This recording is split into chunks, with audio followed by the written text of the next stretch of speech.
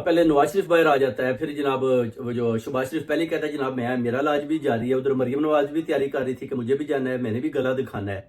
یعنی یہ جو ہے نا پورا ایک ہارلی اسٹریٹ کے اندر نا ایک آپ کہہ لیں کہ پورا انہوں نے ایک روم بڑا سا بک کیا ہوا ہے جس میں یہ تینوں لیٹ کر اپنا علاج کرائیں گے.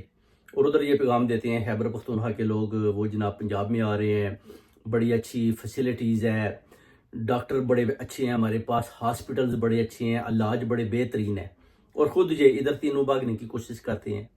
اور علاج ادھر بالکل یہ جو ہے نا اپنا کسی قسم کی کوئی بیماری تو انہیں ہے نہیں، بس ایسے ہی آ کر نا ادھر سے بہانہ لگایا بیماری کا اور ادھر آ گئے اور ادھر آ کر بیٹھ گئے اور بتایا جناب علاج جاری ہے. جی علاج جاری ہے. آصف علی زرداری کا بھی آپ کو پتہ یہ ہوتا تھا کہ جب پکڑے جاتے ہیں تو علاج شروع ہو جاتا ہے، جب چھوڑا جاتا ہے تو علاج ختم ہو جاتا ہے.